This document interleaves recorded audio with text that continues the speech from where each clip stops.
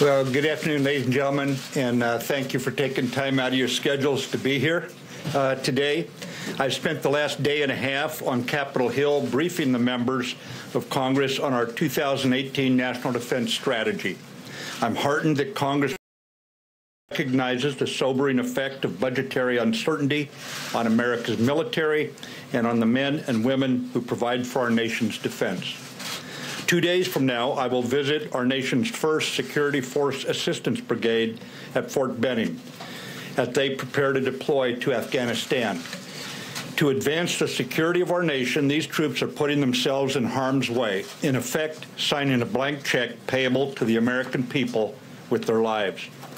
Our military has been operating under debilitating continuing resolutions for more than 1,000 days during the last decade. During last week's State of the Union address, President Trump said, "Weakness is the surest path to conflict." In a world awash in change with increasing threats, there is no room for complacency.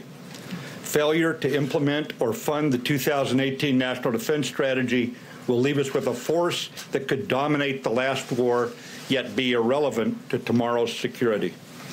We need Congress to lift the defense spending caps and support a 2-year budget agreement for our military.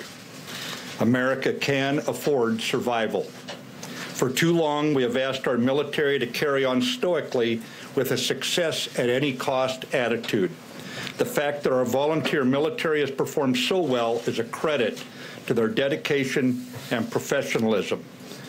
We expect the men and women of our military to be faithful in their service, even when going in harm's way.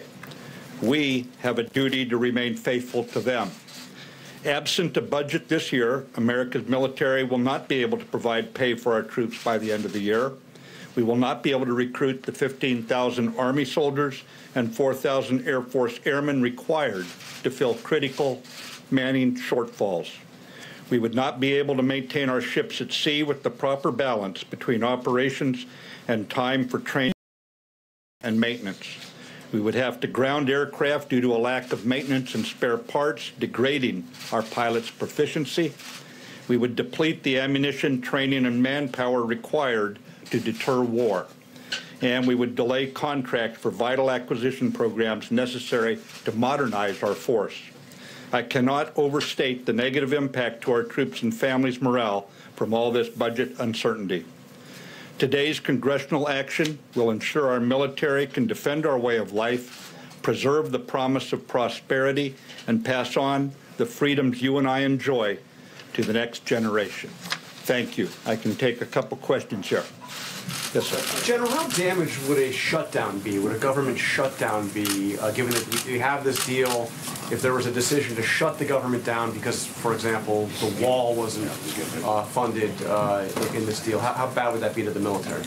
Shutting down the government would be very damaging to the military for all the reasons I just cited about a continuing resolution, but then aggravated by the shutdown itself, where we actually send home all non-uniformed personnel except those in a few critical areas. It just paralyzes everything that we do if we go into that, other than the ongoing active operations at sea. And there, the troops will continue to fight. The ships will stay at sea. But the bottom line is training's delayed. The impact just ripples through the force. And it doesn't just happen today. It ripples on as people who are not flying are no longer gaining the level of skill that you and I would associate with them even a year from now when they're promoted. Yes, sir. Secretary, you mentioned you've been spending the last day and a half on Capitol Hill. This is a Senate arrangement. Do you have any sense, sir, if the House leadership on the Republican side is equally receptive and as enthusiastic as you are?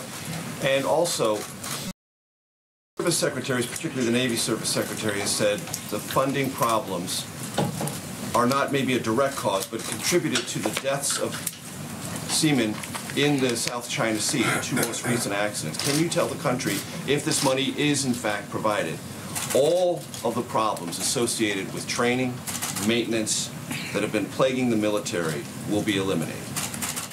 I am optimistic that what the House did earlier this week and what the Senate did today can come together this week and give us the budget that then enables us to carry out our responsibilities. By ours, I mean all the leaders in the Department of Defense who will address the issues you just brought up. Obviously, a lot of work goes into the execution, then the quality of the training, but you can count on us. We'll earn your trust on this. We will spend the money wisely. Mr. Secretary,